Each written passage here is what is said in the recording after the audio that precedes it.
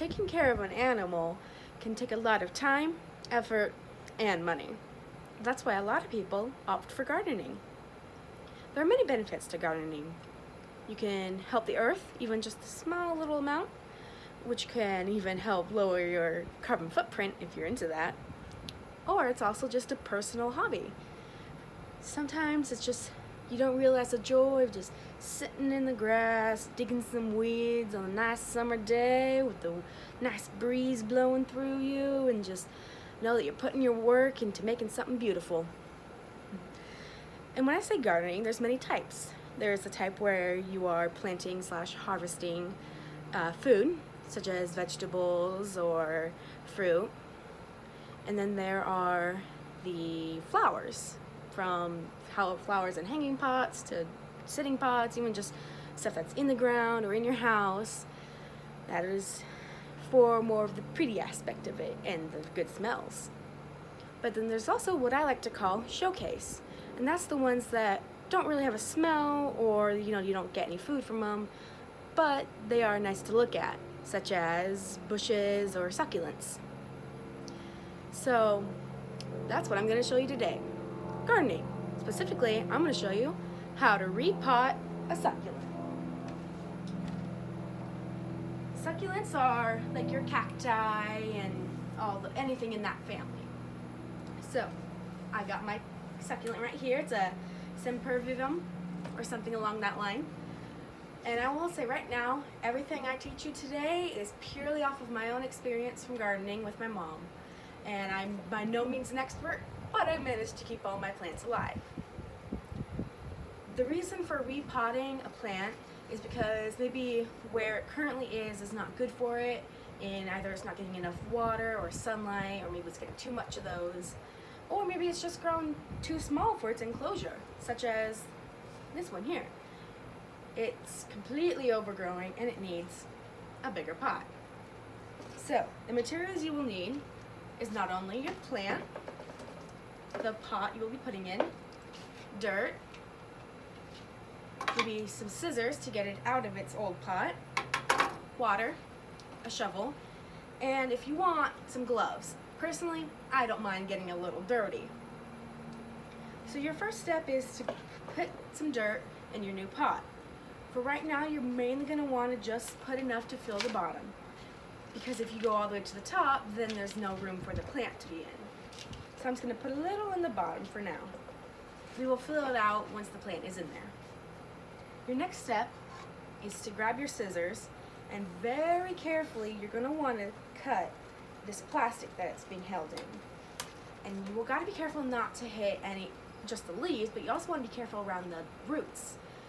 Because if you hit the roots, then that's going to affect its growth, how much water and nutrients it can take in. So I just cut one side, and since it's a very flimsy type of packaging, only meant to be from store to house, it ripped pretty easily. See? Rip. Alright. And it's going to pop out pretty okay. It might need a little wiggling. You just want to make sure it stays in one piece so that those roots, like I mentioned, don't get too damaged. So, there's my plant. And so next step, you're going to put it in here.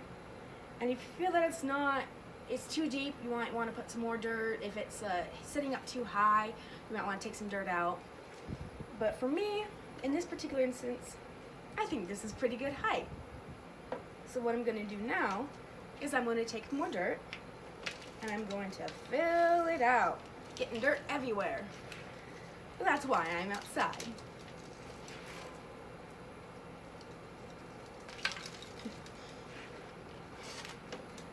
I think one of the most underrated activities is actually gardening, because it doesn't just have to mean that you're taking care of a plant, it's even just taking care of your yard.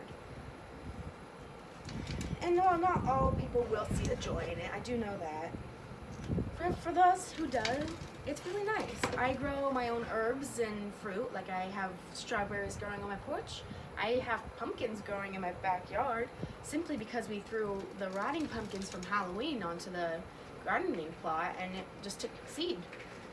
And I think that's pretty amazing, and there's a lot that you learn, and you learn a lot of patience while doing it, because you know, it doesn't grow overnight. It takes a season. And then once it's time for it to bloom or to harvest, there's such a sense of joy and accomplishment that it's not even always as realized as I thought it would be. Alright, now that I have filled out the pot with more dirt, it is ready to be squished a little bit. And when I mean squish, it's that this was a square, and so it's square in here. So I'm just going to take the top layer of dirt it came with, just kind of push it down, just to make everything as uniform as possible so that the roots will take to the new dirt. And so, voila! But now the next step, and one that you really got to remember to do, you got to water it. This way, A, gets its food, and if it has moist soil, almost soil, it's going to take better. So I'm just going to take a little bit of water, just to get it wet and to get the water everywhere, apparently. And also, here's a big disclaimer. You have to know what type of plant it is. For me, this is a succulent. It doesn't need to be watered twice a day, every day. It usually needs to be watered about once a day, every 3 days is what I do until it really takes the pot. And then it'll probably go down to once 4 to 5 days.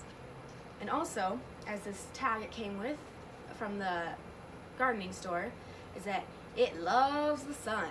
This is a plant that survives in the desert. So I will need to find a place for it where it will get tons of sun that it can just soak up all day long. And for me, that is in the mornings, afternoons, it will be on my back deck, and I might move it during the evenings, but I might also let it be if it's doing okay. It's a process when you're repotting a plant, not just the actual repotting, but to make sure it thrives in its new home. I find gardening just so relaxing and so thrilling in its own special way. And I hope by this you guys do too. Even though, what can I say? I still love my fur babies. Thank you for watching.